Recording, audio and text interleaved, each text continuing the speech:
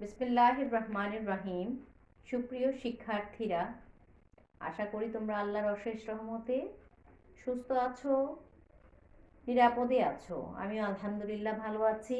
আজকে ইসলামের ইতিহাস ও সংস্কৃতি বিষয়ের দ্বিতীয় পত্রের ক্লাস নেওয়ার জন্য আমি ফাহমিদা হোসাইন তোমাদের সাথে সংযুক্ত আছি।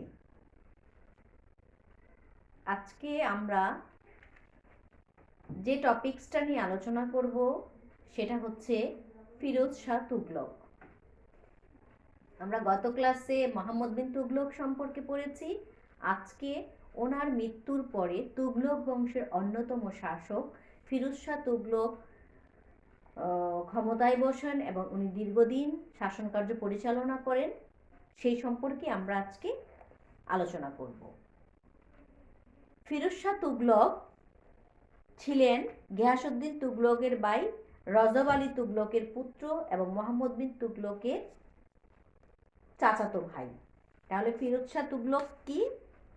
মোহাম্মদ বিন তুগলকের চাচাতো ভাই। ঠিক আছে, মোহাম্মদ বিন তুগলকের চাচাতো ভাই ছিল হচ্ছে ফিরোজ শাহ তুগলক। 1309 খ্রিস্টাব্দে ফিরোজ শাহ তুগলক জন্মগ্রহণ করেন এবং ফিরোজ শাহ তুগলক 7 বছর বয়সে পিতৃহারা হন এবং গিয়াসউদ্দিন তুগলকের সান্নিধ্যেই লালিত পালিত হন।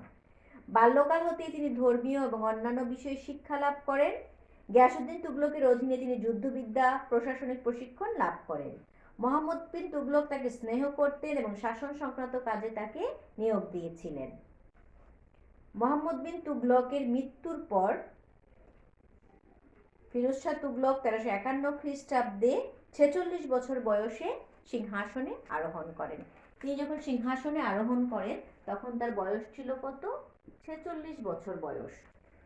ঠিক আছে, 46 বছর বয়সে তিনি সিংহাসনে আরোহণ করেন। তাহলে এই যে মোহাম্মদ বিন তুগলক ক্ষমতায়, মোহাম্মদ বিন তুগলকের মৃত্যুর পরে অনেক ঐতিহাসিকরা বলেন যে মোহাম্মদ বিন তুগলক ফিরোজ শাহ তুগলককে মনোনীত করে দিয়েছিলেন। আবার কেউ কেউ এ ব্যাপারে দ্বিমত পোষণ করে। আমরা জানি যে মোহাম্মদ বিন তুগলকের মৃত্যুর পর তার চাচাতো ভাই ফিরোজ শাহ তুগলক 46 বছর বয়সে দিল্লির সিংহাসনে আরোহণ করেন।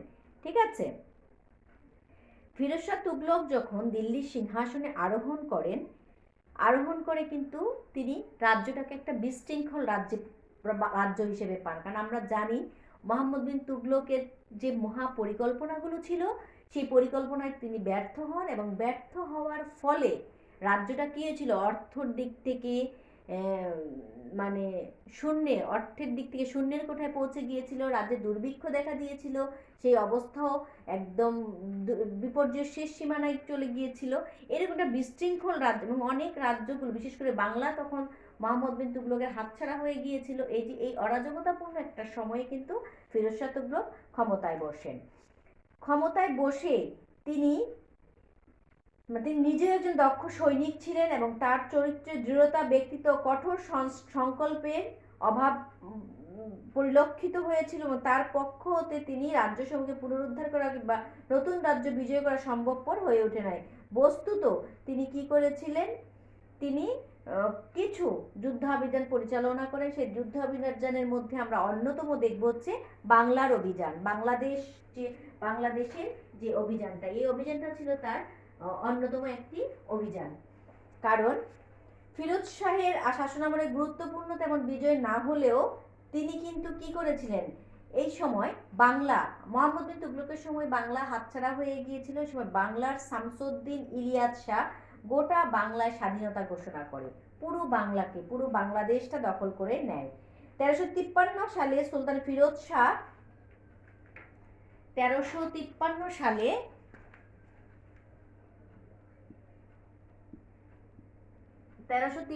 সালে ফিরোজ শাহ তুগলক সসৈন্যে মানে প্রায় 70,000 সৈন্য নিয়ে তিনি বাংলাদেশের রাজধানী তখন ছিল পান্ডুয়া, সেই পান্ডুয়া আক্রমণ করেন। শামসুদ্দিন ইলিয়াস রাজধানীর নিকটবর্তী একটা দুর্গ আছে, যে দুর্গটার নাম হচ্ছে একডালা দুর্গ। কি দুর্গ বলেছি? একডালা দুর্গ।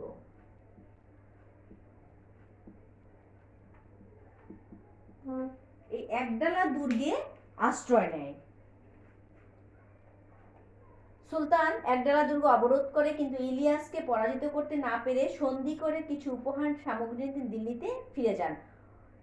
তাহলে দেখা যায় যে বাংলা পুনরায় তিনি আবার যখন বাংলা আক্রমণ করার জন্য আসেন, সেই সময় ছিল সিকান্দার শাহ বাংলার শাসনকর্তা। সেই সিকান্দার শাহ একই কাজ করেছিল, তিনি এই একডালা দুর্গে আশ্রয় নিয়েছিলেন। কারণ একডালা দুর্গটা হচ্ছে এমন একটা দুর্গ দ্বীপের মতো, ঠিক আছে, চতুর্দিকে পানি, মাঝখানে একটা দ্বীপের মতো, যেখানে এবং সেখানকার আবহাওয়া ছিল বৈরী আবহাওয়া, মানে ওখানকার অধিবাসী ছাড়া কেউ সেখানে বেশিক্ষণ অবস্থান করতে পারবে না, এরকম একটা আবহাওয়া ছিল ওই একডালা দুর্গের। যার জন্য বাংলার এই শাসকগুলো বুদ্ধি করে কি করতো, এই একডালা দুর্গে যে আশ্রয় গ্রহণ করত। এবং দেখা যায় যে এই ফিরোজ শাহ তুগলক বাংলাকে পরপর 2বার অভিযান করেও কিন্তু তিনি কি করতে পারেননি, বাংলা দখল করতে পারেননি। অতঃপর তিনি উড়িষ্যা, নগরকোট, সিন্ধু এই অঞ্চলগুলোতে তিনি অভিযান করেন এবং দখল করেন।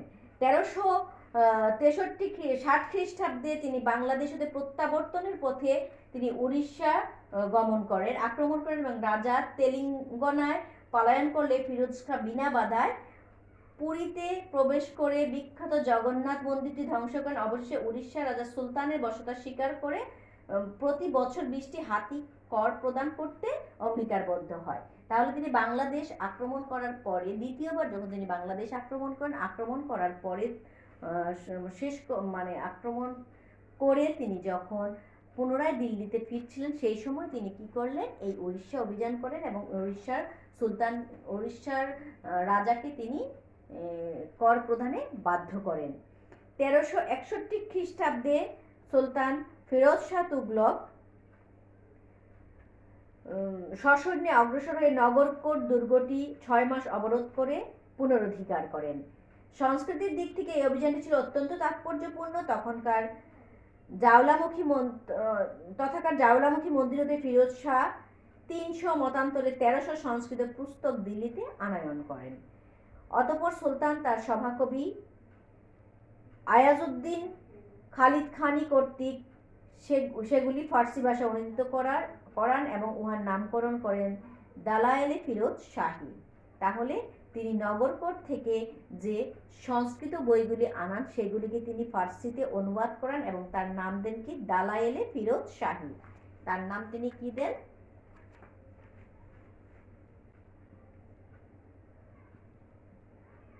দালায়েলে ফিরোজ শাহী।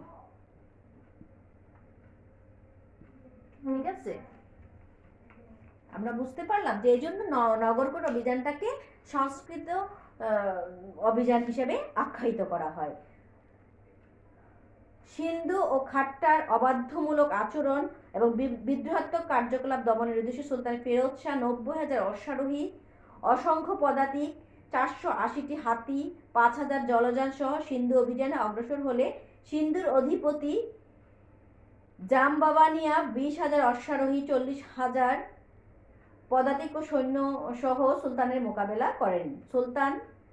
সুলতানের শিবিরে খাদ্যাভাব মহামারী প্রাদুর্ভাব হলে উক্ত অভিযান সফলতা লাভে ব্যর্থ হয়ে তিনি সিন্ধু হতে গুজরাটে ফিরে যান। অতঃপর 6 মাস গত হওয়ার পর তিনি দিল্লি হতে উজির খান-ই জাহান মকবুল কর্তৃক প্রেরিত সৈন্যদল সহ পুনরায় সিন্ধু আক্রমণ করেন এবং সিন্ধু রাজা সেই সময় আত্মসমর্পণ করে বাৎসরিক কর প্রদানের স্বীকৃতি হলে সুলতান সিন্ধুর বাবানিয়া ভ্রাতা তামাচির হাতে সিন্ধুর শাসনভার অর্পণ করে তিনি রাজধানীতে দিল্লিতে প্রত্যাবর্তন করেন।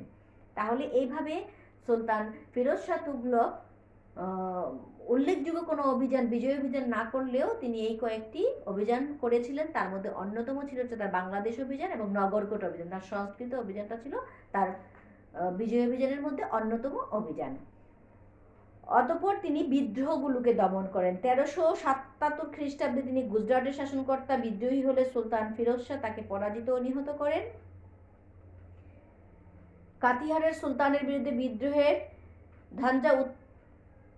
ধাঞ্জা উঠলে সুলতান কঠোর হস্তে উক্ত বিদ্রোহ শুধু দমনই করেন নাই, তথাকার সন্দেহভাজন অপরাধীদিগকে তিনি হত্যার আদেশ দিয়েছিলেন।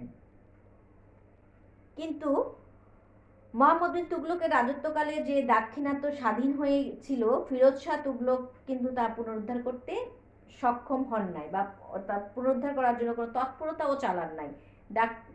দক্ষিণ ভারত বা দাক্ষিণাত্য কে জয় করেছিল? আলাউদ্দিন খলজি। কিন্তু ওই যে মুহাম্মদ বিন তুগলকের সময় কি হয়েছিল, সেখানে দুর্ভিক্ষ হয়েছিল, দোয়াব অঞ্চলে দুর্ভিক্ষ দেখা দিয়েছিল। সেই দুর্ভিক্ষ সময় কিন্তু যখন আবার পুনরায় দেবগিরি থেকে দিল্লিতে রাজধানী স্থানান্তর করেন মুহাম্মদ বিন তুগলক, সেই সময় কিন্তু সে দক্ষিণ ভারতটা হাতছাড়া হয়ে যায়। কিন্তু মুহাম্মদ বিন তুগলকের পরে ফিরোজ শাহ তুগলকও কিন্তু সেটা মানে দখল করার কোনো ধরনের তৎপরতা চালান নাই। মুসলমানের রক্তপাত না করার নীতিতে বিশ্বাসী সুলতান ফিরোজ শাহ সুযোগ পেয়েও তিনি বাহমনি রাজ্যের আক্রমণ করতে প্রয়াস হন নাই। রাজস্থান অর্থাৎ মেবার, মারওয়ার প্রভৃতি অঞ্চলের উপর দিল্লির সালতানাতের আধিপত্য পুনঃস্থাপিত করতে কোনো উদ্যোগ তিনি গ্রহণ করেন নাই। তার বাংলাদেশ অভিযানও ব্যর্থতায় পর্যবসিত হয়েছিল। এক কথায় সামরিক ক্ষেত্রে তার রাজত্বকাল সম্পূর্ণরূপে ব্যর্থ হয়েছিল। প্রকৃতপক্ষে যুদ্ধ বিগ্রহ অপেক্ষা ধর্মকর্মে সুলতান ফিরোজ শাহ তুগলক বেশি সময় পার করতেন। এই ছিল সুলতান ফিরোজ শাহ তুগলকের মানে যুদ্ধাভিযানগুলো। কিন্তু এই সময়টায় তিনি ধর্মকর্ম করেছেন, সেই সাথে তিনি কি করেছেন, তিনি দীর্ঘ সময় ক্ষমতায় থেকেছেন, আর সেই সাথে তিনি শাসন ব্যবস্থার কিছু উন্নয়ন সাধন করেছিলেন। জনগণ কিন্তু তার রাজত্বকালে অত্যন্ত সুখে জীবনযাপন করত। এই যে তিনি রাজস্ব ব্যবস্থার, তিনি শাসন ব্যবস্থার উন্নয়ন সাধন করেন। এই শাসন ব্যবস্থার মধ্যে তিনি দেখো সামরিক ক্ষেত্রে ব্যর্থ হলেও শাসন সংস্কারক হিসেবে সুলতান ফিরোজ শাহ দিল্লির শ্রেষ্ঠ শাসকদের মধ্যে অন্যতম ছিলেন। দিল্লির সালতানাতের মর্যাদা বৃদ্ধি, তুগলক বংশের পতনের অধপতন রোধ, সংহতি প্রতিষ্ঠা, সর্বোপরি সাম্রাজ্যের জনসাধারণের মঙ্গলার্থে সুলতান বিভিন্ন প্রকার প্রশাসনিক সংস্কার প্রবর্তন করেন। তার রাজত্বকালে ওলেমাগণ প্রাধান্য লাভ করলেও মিশরের খলিফা কর্তৃক তিনি দুইবার স্বীকৃতি লাভ করলেও আলাউদ্দিন খলজি কিংবা মুহাম্মদ বিন তুগলকের ন্যায় সাম্রাজ্যবাদী সমন্বিতে বিভোর না থেকেও জনকল্যাণমূলক ব্যবস্থা প্রবর্তনের দ্বারা ফিরোজ শাহ ইতিহাসে অক্ষয় স্থান অধিকার করে আছেন। তাহলে আমরা দেখলাম যে তিনি তার শাসন ব্যবস্থা দ্বারা ইতিহাসে স্মরণীয় হয়ে আছেন। তার সামরিক, তার বেসামরিক শাসন ব্যবস্থা, এই বেসামরিক শাসন ব্যবস্থা দেখো সুলতান ফিরোজ শাহ আলাউদ্দিন খলজি কর্তৃক উচ্ছেদকৃত জায়গিরদারি প্রথার পুনঃপ্রবর্তন করেন। মনে আছে যে সেনাবাহিনীর যে জায়গির ছিল সেটা উচ্ছেদ সাধন কে করে? আলাউদ্দিন খলজি। কিন্তু ফিরোজ শাহ তুগলক এসে পুনরায় সেটাকে পুনঃপ্রবর্তন করেন। তিনি সমগ্র সাম্রাজ্যকে কতগুলো জায়গির এবং জায়গিরগুলোকে কতগুলো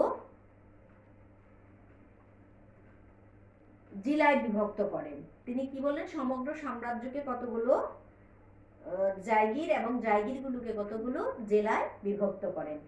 সুযোগ্য আমির ওমরাগণকে জায়গির এবং জেলার তত্ত্বাবধায়ক নিযুক্ত করেন। ভূমি প্রদান করা ছাড়াও সুলতান সরকারি কর্মচারীগুলোকে নিয়মিত ভাতা প্রদানের ব্যবস্থা করেন।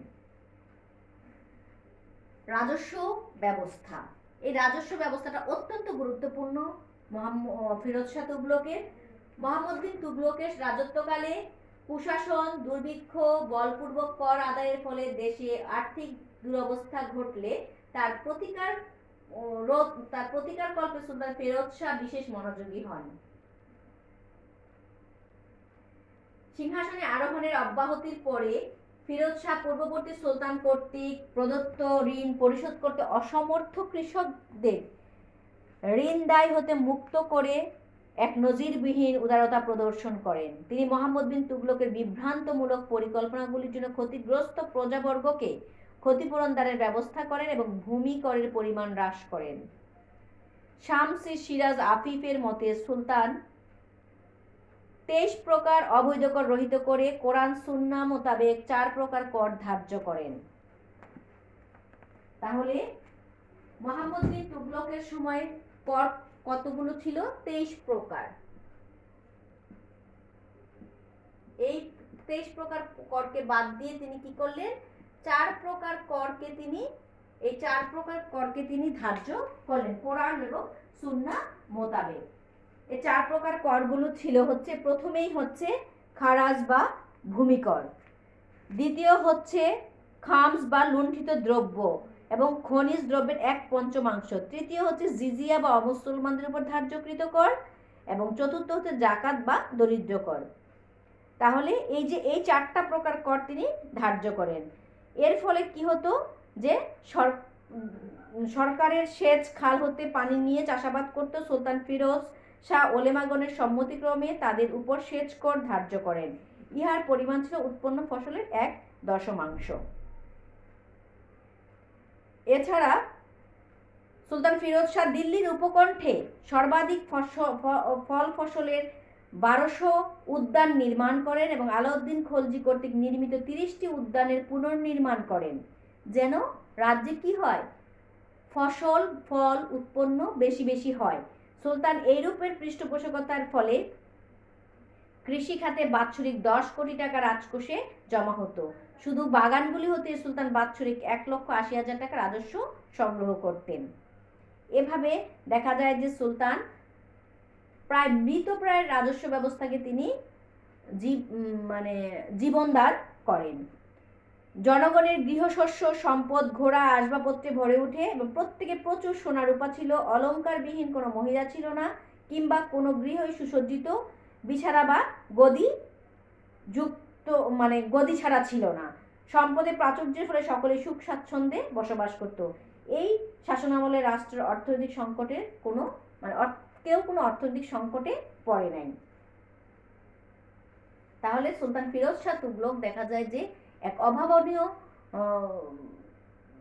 শাসন ব্যবস্থা জনগণকে প্রদান করে যান। এবার তার জনহিতকর কার্যাবলী তিনি দেখো, সুলতান ফিরোজ শাহ তুগলক ফিরোজাবাদ, ফতেবাদ, হিসার, জৌনপুর, ফিরোজপুর প্রভৃতি নতুন শহর এবং 4টি মসজিদ, 30টি প্রাসাদ, 200টি সরাইখানা, 5টি খাল, 4টি হাসপাতাল, 100টি কবর, 10টি স্নানাগার, 150টি কূপ, 10টি স্মৃতিস্তম্ভ, 100টি সেতু নির্মাণ করেন। তার মানে কি, তিনি অসংখ্য জনহিতকর কার্য তিনি স্থাপন করেন।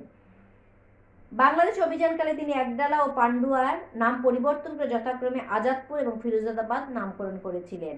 মহানুভব ফিরোজ শাহ দিল্লিতে সমসাময়িক কালের ইতিহাস প্রসিদ্ধ একটি দাতব্য চিকিৎসালয় স্থাপন করেন। কি করেন? দাতব্য চিকিৎসালয়। এটি দারুল শেফা, বিমারিস্তান বা শিফাখানা নামে অভিহিত হতো। প্রায়ই আসে। তার নাম কি বললাম তাহলে? তিনি যে একটি হাসপাতাল নির্মাণ করেন, সেই হাসপাতালটির নাম হচ্ছে কি? বিমারিস্তান।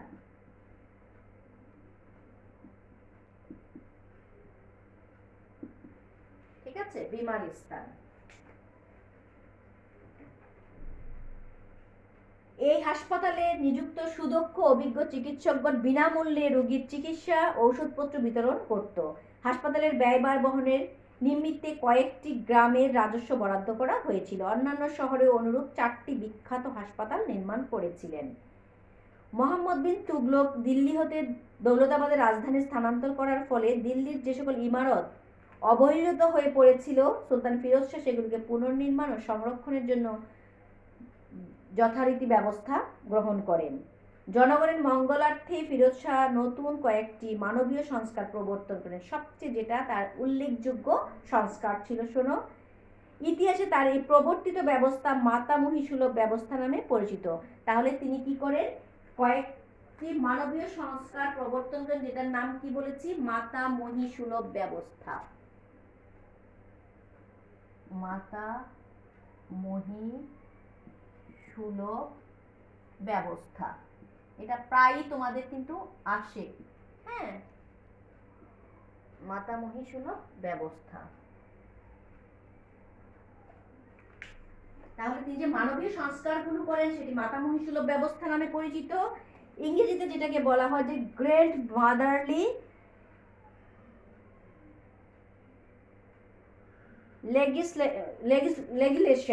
লেজিসলেশন নামে অভিহিত করা হয়। মহানুভব সুলতান ফিরোজ শাহ দরিদ্র মুসলমান কন্যাদের বিবাহের জন্য কেন মানবীয় সংস্কার ছিল সেগুলো দেখো, যে তিনি কি করেছিলেন। তার এই গ্র্যান্ড মাদারলি লেজিসলেশনগুলোর মধ্যে অন্যতম ছিল দরিদ্র মুসলমান কন্যাদের বিবাহের জন্য, অনাথ বিধবাদের ভরণ পোষণের জন্য তিনি দেওয়ানি খয়রাত নামে একটি বিভাগ স্থাপন করেন। তাহলে তার অন্যতম একটি সংস্থার নাম কি আমরা পেলাম? দেওয়ানি খয়রাত। ঠিক আছে, দেওয়ানি খয়রাত। সুলতান মোহাম্মদ বিন তুগলকের শাসন আমলে ক্ষতিগ্রস্ত জনগণকে এবং রাজাদের দরিদ্র প্রজাবর্গকে সাহায্য দানের জন্য সুলতান ফিরোজ শাহ দেওয়ানি ইস্তিকাক নামক আরো একটি বিভাগ প্রতিষ্ঠা করেন। বাৎসরিক 36 লক্ষ টঙ্কা এই বিভাগের জন্য বরাদ্দ করা হতো। সুলতান রাজ্যের বেকার সমস্যা সমাধানের জন্য একটি চাকরি দপ্তর স্থাপন করেন। দিল্লির কোতোয়ালের উপর বেকার কর্মক্ষম ব্যক্তিদের খুঁজে বের করার দায়িত্ব অর্পিত ছিল। সুলতান তাহাদের অবস্থা এবং গুণাবলী পরীক্ষা করে যোগ্যতা অনুযায়ী তাদেরকে চাকরিতে নিযুক্ত করতেন। তাহলে আমরা দেখলাম যে তিনি মুসলিম অনাথ মেয়েদের জন্য, দরিদ্র মুসলমান কন্যাদের বিয়ের জন্য এবং অনাথ বিধবাদের জন্য তিনি একটি দফতর করেন, যেটার নাম হচ্ছে দেওয়ানি খয়রাত, এবং তিনি ক্ষতিগ্রস্ত প্রজাদের জন্য একটি দফতর করেন যেটা দেওয়ানি ইস্তিকাক, এবং তিনি বেকারদের জন্য একটি দফতর করেন যেটির নাম চাকরির দফতর। এই তিনটি দফতর তিনি খোলেন বলে তার এই তিনটি মানবীয় সংস্কার তিনি করেন বলে এই তিনটি সংস্কারকে একত্রিত কি বলে? মাতামহিসুলভ ব্যবস্থা, আর ইংরেজিতে বলে হচ্ছে গ্র্যান্ড মাদারলি লেজিসলেশন, ঠিক আছে, নামে পরিচিত। এটা কিন্তু তোমাদের আসে যে ফিরোজ শাহ তুগলকের মাতামহিসুলভ ব্যবস্থা সম্পর্কে যা জানো লিখো, ঠিক আছে। তারপরে তিনি ছিলেন শিক্ষা সংস্কৃতির অন্যতম পৃষ্ঠপোষক। সুলতান ফিরোজ শাহ তার রাজপ্রাসাদে জ্ঞানী, ফকি এবং পণ্ডিত ব্যক্তিগণকে অভ্যর্থনা জ্ঞাপন করতেন এবং তাদের প্রতি পৃষ্ঠপোষকতা প্রদর্শন করতেন। সুলতান ইতিহাসের প্রতি অত্যন্ত অনুরাগী ছিলেন এবং ইতিহাস চর্চা তার শাসনামলে বিশেষ মর্যাদা লাভ করে। তার আমলে জিয়াউদ্দিন বারানি, শামস ই সিরাজ আফিফ, তারিকি ফিরোজ শাহী নামক একই নামের দুইটি ইতিহাস গ্রন্থ রচনা করেন। ফতুহাদি ফিরোজ শাহী নামক একটি আত্মজীবনীটিও তারই পৃষ্ঠপোষকতা রচিত হয়েছিল। তারই আদেশে নগরকোট দুর্গ হতে আনিত 300 মতান্তরে 1300 সংস্কৃত গ্রন্থ দালায়েলে ফিরোজ শাহী নামে কি করা হয়? ফার্সিতে অনুবাদ করা হয়। জনগণের মধ্যে শিক্ষা বিস্তারের উদ্দেশ্যে তিনি অনেক স্কুল কলেজ প্রতিষ্ঠা করেন। ঐতিহাসিক ফিরিস্তার মতে সুলতান দিল্লিতে 30টি শিক্ষা প্রতিষ্ঠান প্রতিষ্ঠা করেন এবং তার শাসনামলে দিল্লি উচ্চ শিক্ষা কেন্দ্রে পরিণত হয়। তারপর সুলতান ফিরোজ শাহ তুগলকের সামরিক বিভাগটা আমরা দেখব যে সুলতান ফিরোজ শাহ সামন্ত প্রথার ভিত্তিতে সেনাবাহিনীর সংস্কার করেন। নিয়মিত সৈন্যদিগণকে নগদ বেতনের পরিবর্তে তিনি জায়গির এবং অনিয়মিত সৈন্যদেরকে রাজকোষ হতে নগদ বেতনের ব্যবস্থা করেন। যাদের জায়গির কিংবা বেতন দেয়া হতো না তাদেরই দেওয়া রাজস্ব বেতন হিসেবে ধরা হতো। তার সেনাবাহিনীতে 80 হতে 90,000 অশ্বারোহী বাহিনী ছিল। অশ্বারোহী বাহিনীর জন্য উপযুক্ত ঘোড়া ক্রয়ের দায়িত্ব নায়েব আজিরি মালিকের উপর অর্পিত ছিল। সুলতান দয়ার বশত হয়ে আইন প্রণয়ন করেন যে কোনো সৈনিক বৃদ্ধ অথবা অক্ষম হয়ে পড়লে কিংবা মৃত্যু পতিত হলে তদস্থলে তার পুত্র বা জামাতা এবং কৃতদাস অথবা নিকটতম আত্মীয় নিযুক্ত হতে পারবে, যেটাই তার ছিল পরবর্তী সময়ের জন্য অন্যতম একটি ভুল কাজ। কারণ দেখা গিয়েছে যে তার সৈন্যবাহিনীতে যেই মারা যেত বলা হয়েছে, অথবা অসুস্থ হয়ে যেত অথবা মৃত্যুমুখে পতিত হতো, বৃদ্ধ হয়ে যেত, সে কি করত? তার ছেলে, জামাতা, নিকটাত্মীয়, কৃতদাস তাকে তিনি মনোনয়ন করতে পারত। কিন্তু এরা ম্যাক্সিমামই অদক্ষ ব্যক্তিদেরকে সৈনিক পদে পরবর্তীতে নিযুক্ত করে গিয়েছিল, যার ফলে আমরা নেক্সট ক্লাসে পড়ব যখন তৈমুরলং ভারত আক্রমণ করে সেটাকে দমন করার মতো বা সেটা থেকে ভারতকে, দিল্লিকে রক্ষা করার মতো কোনো উল্লেখযোগ্য শক্তিশালী কোনো সৈন্য ছিল না। ঠিক আছে, এটা মনে রাখবে। কিন্তু সৈনিকের দক্ষতা বিচার না করে সশস্ত্র বিভাগে বংশানুক্রমিক স্বার্থ স্বীকৃতি হওয়ায় সামরিক শক্তি দুর্বল হয়ে পড়ে। অতঃপর বিচার ব্যবস্থা। সুলতান ফিরোজ শাহ ইসলামিক আইন অনুসারে বিচার ব্যবস্থার সংস্কার করেন।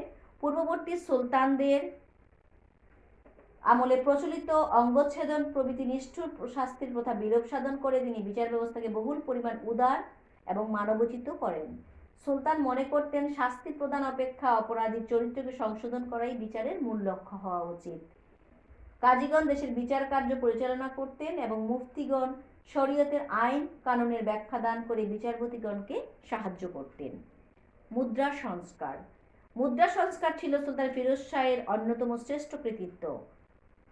পূর্ববর্তী আমলে প্রচলিত মুদ্রা চালু রাখা ছাড়াও তার নির্দেশে রাজকীয় টাকশালের প্রধান কর্মকর্তা কাজার শাহ ক্রয় বিক্রয়ের সুবিধার জন্য আধা এবং বিক নামক দুই প্রকার ক্ষুদ্রমানের মুদ্রার প্রবর্তন করেন, যেটা হচ্ছে মানে আধুলি মানে অর্ধজিতল, আর বিক হচ্ছে চতুর্থাংশ মানে 25 পয়সার, যেটা সিকি জিতল নামে পরিচিত। সুলতান ফিরোজ শাহ তার মুদ্রার ব্যবস্থাকে অধিকতর বিজ্ঞানসম্মত করে তুলেছিলেন। সুলতান কর্তৃক প্রবর্তিত নতুন ক্ষুদ্র মুদ্রাগুলির ওজন বৃদ্ধি পেলেও জনসাধারণের পক্ষে সেগুলো সহজেই বিনিময় করা সম্ভব ছিল। সুলতানের ধর্মনীতি। হিন্দু মাতার গর্ভে জন্মলাভ করেও সুলতান মোহাম্মদ বিন তুগলকের ন্যায় উদার এবং সংস্কৃতিবান সুলতানের সহচর্য অভিভাবকতে লালিত পালিত হওয়া সত্ত্বেও ফিরোজ শাহ ধর্মান্ধ ছিলেন এবং হিন্দু ও শিয়া মতাবলম্বী মুসলমানদের উপর নির্যাতন করতেন বলে কতিপয় ঐতিহাসিক অভিমত ব্যক্ত করেছেন, যে তা সম্পূর্ণ ঠিক নয়। তিনি ছিলেন ইসলামের একনিষ্ঠ ভক্ত, শরীয়ত মোতাবেক ব্যক্তিগত জীবন এবং রাষ্ট্রীয় কার্য সম্পাদন করতেন। দিল্লির সুলতানদের মধ্যে তিনিই সর্বপ্রথম ব্রাহ্মণদের উপর জিজিয়া কর ধার্য করেছিলেন। এই কারণে তাদের অবস্থা ছিল সম্পন্ন, তাদের অবস্থা ভালো ছিল, এই জন্য তিনি জিজিয়া কর ধার্য করেন। ধনী মুসলিম ওলেমা সম্প্রদায়কে তিনি যাকাত দিতে বাধ্য করেছেন। প্রচুর উপঢৌকন পাঠিয়ে তিনি মিশরের বিদ্যমান আব্বাসীয় খলিফার নিকটে পরপর 2 বার সালতানাতের উপর কর্তৃত্ব স্বীকৃতি লাভ করেন। এই মহান ব্যক্তি বা এই মহান শাসক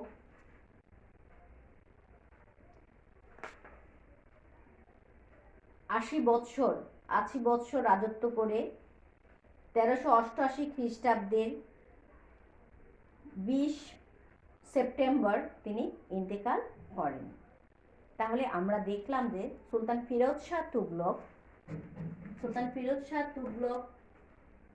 1309 খ্রিস্টাব্দে জন্মগ্রহণ করেন এবং জন্মের মাত্র অল্প সময়ই তার বাবা মারা গেলে তিনি গিয়াসউদ্দিন তুগলক মানে তার চাচার কাছে লালিত পালিত হন এবং পরবর্তীতে তিনি চাচাতো ভাইয়ের কাছে মোহাম্মদ বিন তুগলকের সহচর্যে থাকেন এবং মোহাম্মদ বিন তুগলকের মৃত্যুর পরে 1351 সালে তিনি দিল্লির সিংহাসনে আরোহণ করেন। যখন তিনি সিংহাসনে আরোহণ করেন তার বয়স ছিল 46 বছর। তিনি তারপর তার আরোহণ করে তিনি যে বিশৃঙ্খল একটি রাজ্য পান, সেগুলোকে তিনি মানে শৃঙ্খলার বন্ধনে আবদ্ধ করতে চান, যার জন্য তিনি না করলেই নেই, এই জন্য তিনি কয়েকটি যুদ্ধ অভিযান পরিচালনা করেন। তার মধ্যে অন্যতম ছিল বাংলাদেশ অভিযান। এখানে তিনি ইলিয়াস শাহ এবং সিকান্দার শাহ এই দুজনের বিরুদ্ধে তিনি অভিযান পরিচালনা করেন, কিন্তু তিনি পুরোপুরিভাবে বাংলাকে দিল্লির দখলে আনতে পারেননি। ঠিক আছে, তিনি চুক্তি করেছিলেন, চুক্তির মাধ্যমে তিনি কর দানে বাধ্য করেছিলেন, কিন্তু পুরোপুরি তিনি বাংলাকে কিন্তু দখলে আনতে পারেননি। অতঃপর তিনি উড়িষ্যা অভিযান করেন এবং সংস্কৃতির দিক থেকে অত্যন্ত গুরুত্বপূর্ণ অভিযান হচ্ছে নগরকোট অভিযান। তিনি এখান থেকে অনেকগুলো সংস্কৃত বই দিল্লিতে আনেন এবং সেগুলোকে ফার্সিতে অনুবাদ করে তিনি দালায়েলি ফেরত শাহী নামে সেগুলোকে অনুদিত করেন। অতঃপর তিনি সিন্ধু অভিযান করেন এবং বিভিন্ন বিদ্রোহগুলোকে তিনি দমন করতে সক্ষম হন। বিভিন্ন বিদ্রোহ দমন করে তিনি তার শাসন ব্যবস্থার দিকে কিন্তু মনোযোগ দেন। এই তিনি এমন একটি শাসন ব্যবস্থা প্রবর্তন করেন যেখানে জনগণ অত্যন্ত সুখে স্বাচ্ছন্দ্যে জীবনযাপন করেছিল। তিনি রাজস্ব ব্যবস্থা, বেসামরিক শাসন ব্যবস্থার উন্নয়ন সাধন করেন। তিনি সৈন্যদের জায়গির প্রথার বিলোপ সাধন করে তিনি কি করেছিলেন, তাদেরকে তিনি বেতন প্রথার বিলোপ সাধন করে তিনি জায়গির প্রথাকে পুনঃপ্রবর্তন করেন এবং অনিয়মিত সৈন্যদের তিনি বেতনের ব্যবস্থা করেন। তিনি রাজস্ব ব্যবস্থা 23 প্রকার অবৈধ করকে রহিত করে তিনি মুসলিম সুন্নাহ অনুযায়ী 4 প্রকার করকে তিনি বরাদ্দ করেন। এছাড়া তিনি বিভিন্ন উদ্যান, প্রায় 1200 উদ্যান তিনি নির্মাণ করেন, যেখান থেকে প্রচুর রাজস্ব আদায় হতো, ফসলাদি থেকে প্রচুর রাজস্ব রাজকোষে জমা হতো।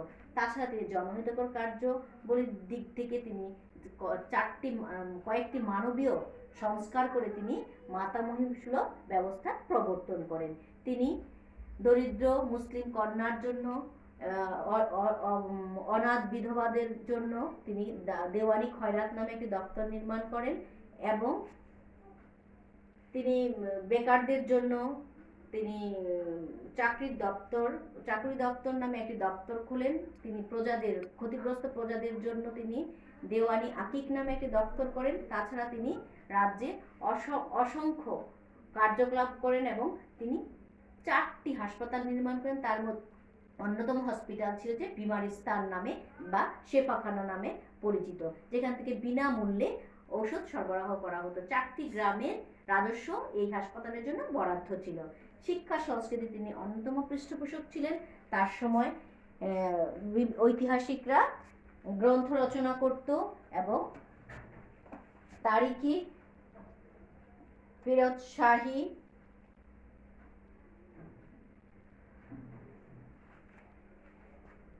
জিয়াউদ্দিন বারানি এবং শামস-ই-সিরাজ আফিফ, তারা দুজনেই কি করেছিল, একই নামে তারিখি ফিরোজ শাহী নামক একই নামের 2টি ইতিহাস গ্রন্থ রচনা করেছিল, এবং ফতুহাতে ফিরোজ শাহী ছিল তার আত্মজীবনীমূলক একটি গ্রন্থ।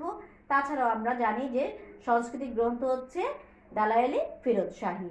তিনি মানে সংস্কৃতির অন্যতম পৃষ্ঠপোষক ছিলেন। তিনি স্কুল কলেজ প্রতিষ্ঠা করে রাজ্যের জনগণের, প্রজাসাধারণের শিক্ষার পৃষ্ঠপোষকতা করেন। তিনি সামরিক বিভাগকেও তিনি উন্নত করেন। তিনি বিচার ব্যবস্থাকে তিনি অত্যন্ত নমনীয় করেন। পূর্বের যে কঠোরতা ছিল বিচার কার্যে, তিনি সেগুলোকে বাদ দিয়ে তিনি মানবীয় বিচার ব্যবস্থা প্রবর্তন করেন। তিনি মনে করেন যে শাস্তি প্রদান অপেক্ষা অপরাধীর চরিত্রকে সংশোধন করাই বিচার ব্যবস্থার মূল লক্ষ্য। তাছাড়া তিনি আধা এবং চতুর্থাংশ, মানে 1/4 যেটার নাম হচ্ছে বিক, আধা এবং বিক নামে তিনি 2টি মুদ্রার প্রবর্তন করেন, যেটা